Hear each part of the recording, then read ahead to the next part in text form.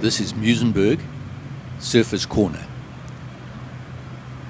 There was a pedestrian crossing that enabled pedestrians, cyclists and surfers to cross on a level footing. There is also a robot system which causes the trains to stop and wait, sometimes for over 2 minutes.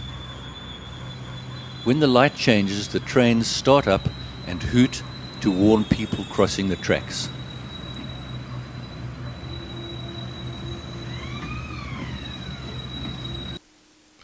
However, some vandals broke the motor casing and stole the wiring.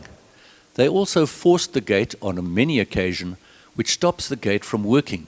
Technicians were often called out to fix the gate. The sliding gate has now been welded shut due to the vandalism, preventing access from both sides and across the level crossing, and therefore the shops, the beach and the surf.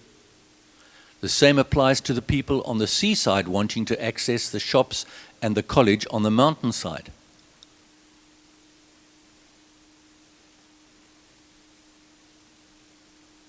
This has caused major problems for the shops, specifically during COVID, and obviously the college students.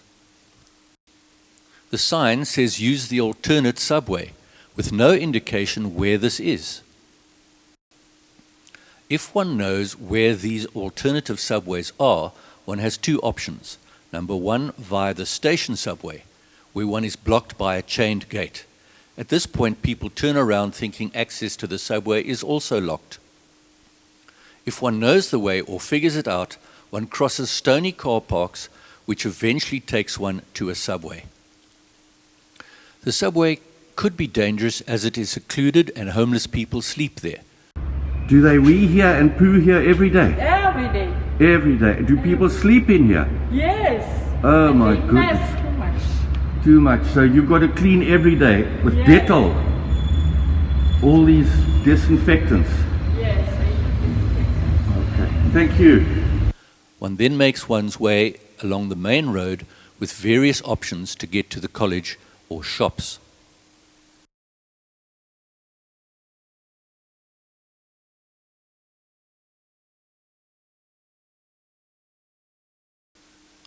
This way around is 520 meters and takes about 6 minutes 10 seconds walking at a fairly brisk pace. The same applies to the journey from the mountainside to the beach side. This assumes you know the way. There's no indication of where these subways are just by looking around. This route also has a chained gate, giving the impression that access to the subway is also blocked. If one is on the mountainside and chooses to go around the college and turn right, you get to the main road and eventually turn down towards a bridge. The pavement under the bridge is usually blocked by homeless people either sleeping there or their bedding or their home takes up most of the pavement. Sometimes the other side is also partially blocked. One can walk on the narrow middle pavement with cars whizzing past. This is not easy if carrying a surfboard, especially in a strongish wind. One then turns the corner past the bedding and the homes of the bridge sleepers and makes one's way towards the beach. One has to guess that this is where the beach and the shops are. This journey is 490 meters and takes 5 minutes 45 seconds at a brisk pace. Visitors to the area don't know where these alternative subways are, so stand around confused unless they ask or see someone crossing the line via a dangerous method. This involves climbing through a hole in the fence, cutting one's feet on glass or bumping one's head on the top rail or tripping over the railway lines. It also means stepping in raw sewage as one climbs over the fence. Not to mention the trains that come from either direction. Although they do stop and wait a while for the light to change, and they do blow their hooters, which by the way is a major nuisance to residents nearby.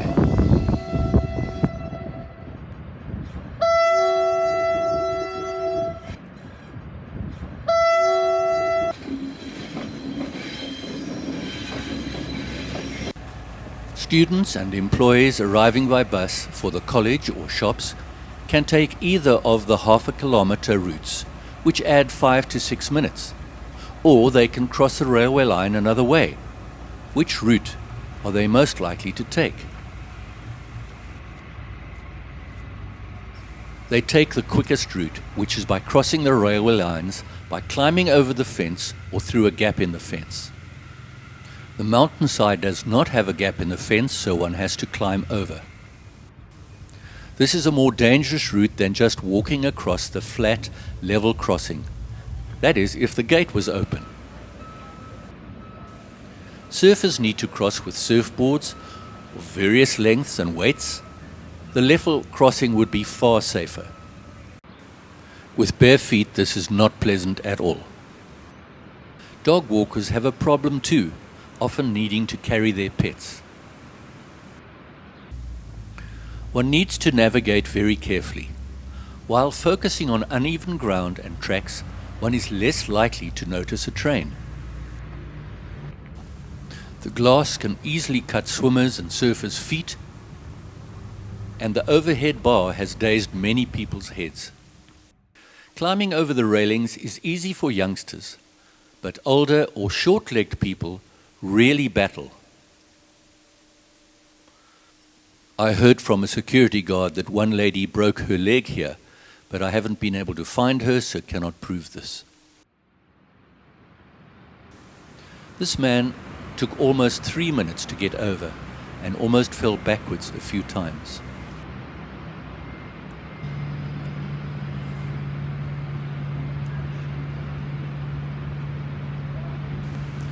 The point I'm trying to make is that people are not going around the long routes, and it is far more hazardous not being able to cross on level ground. One's attention is on the tracks and not the trains. The level crossing means one doesn't have to look down and can look left and right without a problem. This elderly couple had no idea what they needed to do to get across, until they saw what others were doing. The husband was able to climb the fence, but the wife tried, gave up, and went back through the fence. How they met up again, I do not know. The point I'm wanting to make is that it is far safer and more convenient to walk across the level crossing with the gate open. Please unweld the gate and leave them open. This will be far safer, as I have shown. It will also reduce the loss of business to the surrounding shops. There are warning signs about people using the crossing at their own risk. This will protect PRASA from litigation.